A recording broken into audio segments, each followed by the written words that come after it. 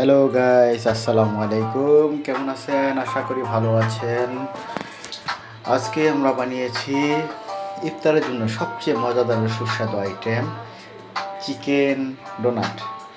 আর chicken ডোনাটটি তৈরি করতে আমাদের খুব সহজে উপকরণ বাসায় যা ছিল তা দিয়ে তৈরি করেছি। আপনারা চাইলেও পারবেন বাসায় থাকা সহজ কিছু উপকরণ দিয়ে চিকেন ডোনাট তৈরি করে নিতে।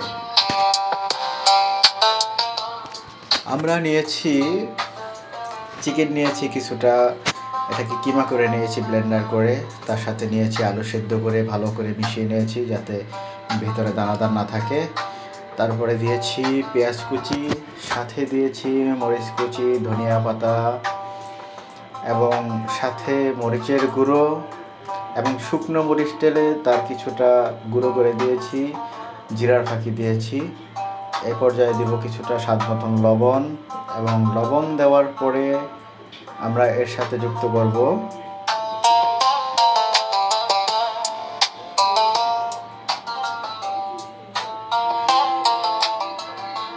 লবণ দেওয়া হয়ে গেলে এরপরে আমরা কিছুটা তেল যুক্ত করব এর সাথে 1 টেবিল চামচের মতো এবং ভালো করে মিশিয়ে নেব।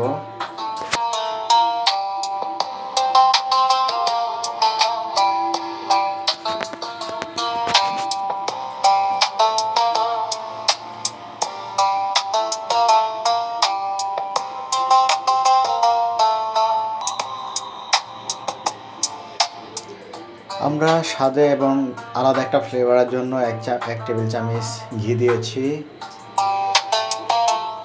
এবং সবশেষে ভালো করে মাখিয়ে নেওয়ার পরে এটাকে আমরা হাত দিয়ে একটা ডোনাটের শেপ দিব। দেখুন মোটামুটি ডোনাট শেপ হয়ে গেছে।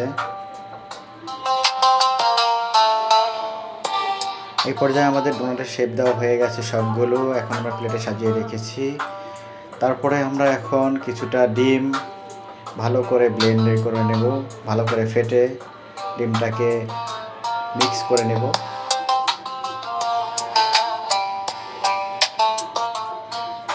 এই পর্যায়ে ডিমের মধ্যে আমরা এটাকে ভালো করে চুবিয়ে নেব। আর সাথে আমরা নিয়েছি টোস্ট বিস্কিটের কিছু গুঁড়ো, বিস্কিটটাকে ভালো করে গুঁড়ো করে নিয়েছি এবং ডিমের মধ্যে এটাকে ভালো করে চুবিয়ে আমরা বিস্কিটের মধ্যে এটাকে ভালো করে বিস্কিটের গুঁড়োটা মিশিয়ে দেব যাতে এটা একটু স্পাইসি লাগে, হ্যাঁ, আর দেখতেও খুব দারুণ লাগবে।